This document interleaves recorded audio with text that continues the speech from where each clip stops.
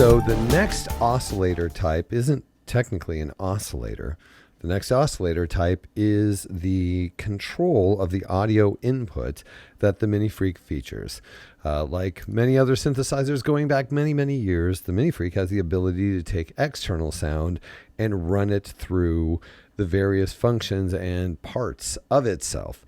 So you can use an external source as your oscillator for the Mini-Freak. And of course, whatever that thing is and its particular functionality is going to have an effect on what you get through this system. But keep in mind that you can also pair it with your second oscillator present on the Mini-Freak. So that's cool.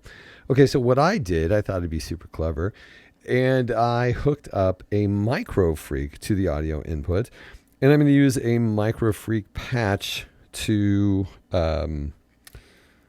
indicate how the external input works. So I have this patch hooked in. Let's see if we can see which one it is. Okay, I've hooked up preset 31, which I think is called Ixos. And it is the audio coming into the Mini-Freak's audio input that this oscillator choice connects to. I also have the MIDI out of the Mini-Freak controlling the MIDI in on the Micro-Freak so that I can control the Micro-Freak from the Mini-Freak, which makes it basically operate as another bank of oscillator and filter and etc., which is really cool and convenient. Okay, so let's hear this thing. Now, what I found, and this is interesting, once you plug it in and you've chosen the type, which is audio in, so there we are. I don't know if you can hear anything. It's very, very quiet. So you go to your wave setting, which is actually labeled fold. This becomes your input level. Apparently it's not fold. If the other means of affecting this oscillator aren't on, then the wave, which is fold, is just your audio input level. Let's see, can we get this paraphonic? Kind of. Anyway, so what you're hearing right now is not the Mini-Freak. It is actually the Micro-Freak coming through the audio input.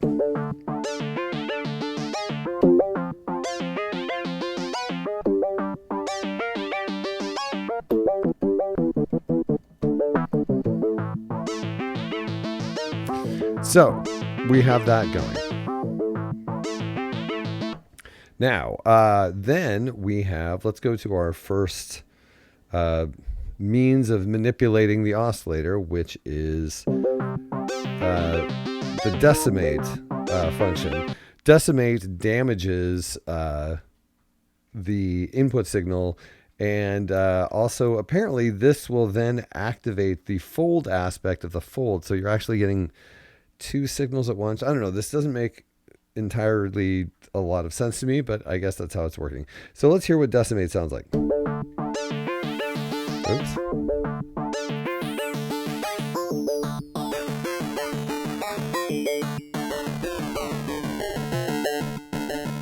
So we're getting kind of a fold effect, I guess, and decimate's doing some interesting effects.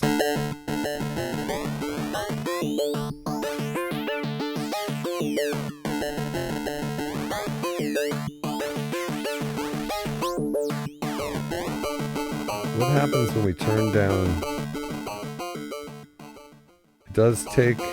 It still continues to act as the input level, but I guess it's also giving some folded function to the other functions.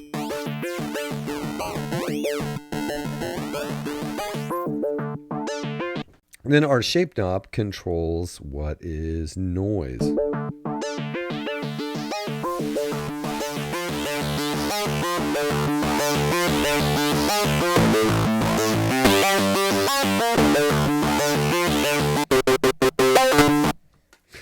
Which makes this, that's kind of a cool distortion effect.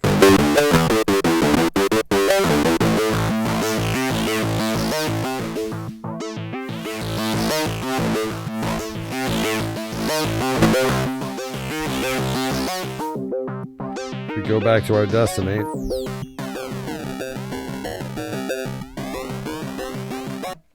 So you can imagine if I would have been cooler, I would have like had some loop that I was inputting in here and we could have some fun with that. I just thought it was kind of, there was a nice symmetry to actually using the Microfreak with the Mini Freak. And there's another reason, which I'll show you here in a bit. But so yeah, you can hear that you can get, first of all, you got the audio coming in and you can get some pretty cool effects with these ways that this input audio is actually digitized and manipulated.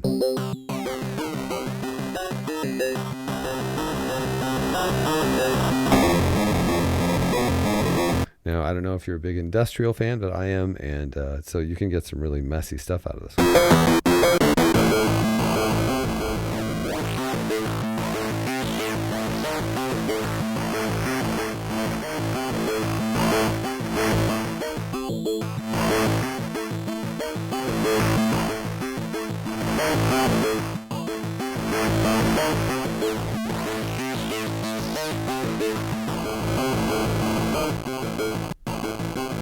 Oh, it seems that now that I have the fold turned down and we're still getting enough amplitude out of the noise to get these other things working without the fold.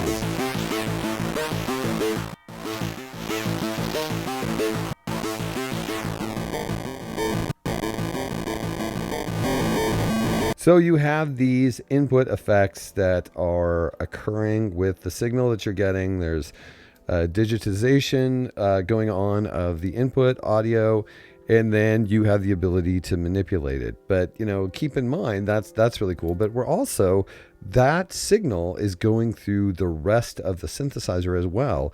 So for example, your filter is going to have an effect on it.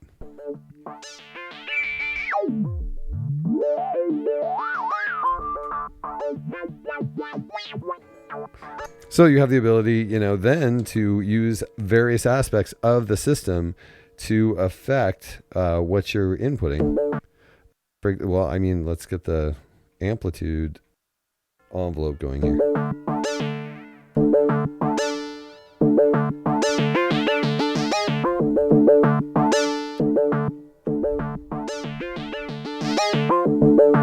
So yeah, basically once it's in there, it's acting as an oscillator and then is subject to the rest of the functions of the synthesizer, including, and don't forget, the effects.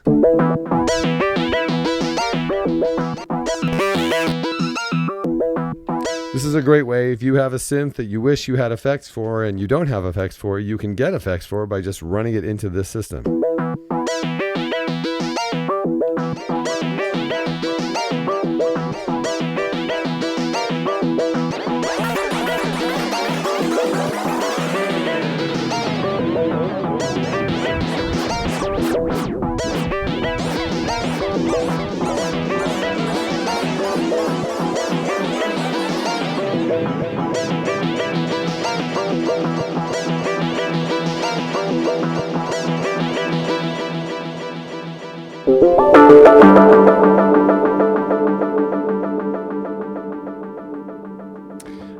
So that's really cool. So there's that to keep in mind. Okay, so now I'm going to do something else to remind you. Okay, so the fact that I now have the, since I'm controlling this via MIDI, we can go over here to the, you can't see, but I am reaching across to control the Microfreak.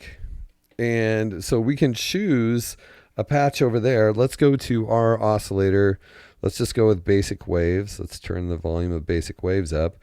And we've got it in poly mode. So here's what we can do. We can play chords on the paraphonic function of the Microfreak and mix them with the chords that we're playing on the Mini Freak. Now keep in mind, the Microfreak is only 4-note polyphonic, and the Mini Freak is 6-note polyphonic. So we can't do, you know, it won't be a perfect match, but you can get, this is polyphony on top of polyphony from a different source.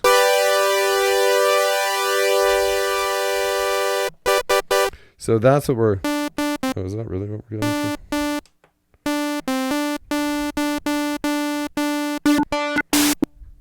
Okay, here's our audio in.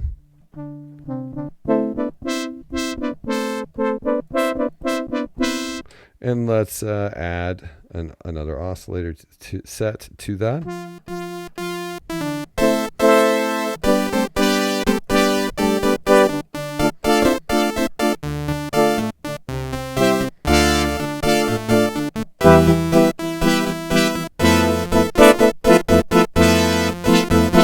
I mean, we could certainly choose something more interesting than basic waves too. Let's find like a super wave.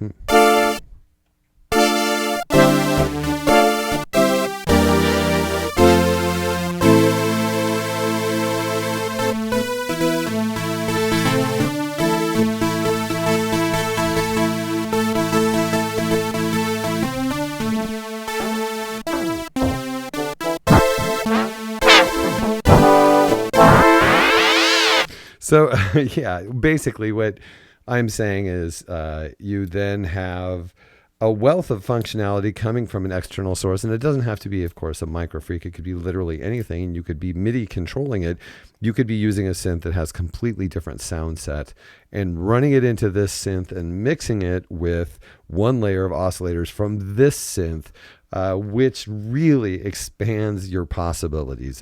That's a really, really cool functionality to have available in a synth like this. The fact that it has two sets of oscillators is really cool in general, but then the fact that you can import oscillators from another polyphonic, control it via MIDI, run the audio in here, and then do whatever sort of decimation or noise distortion that you want to it on top of all that. It makes for a lot of functionality. And that is the external input oscillator present on the Arturia Mini Freak.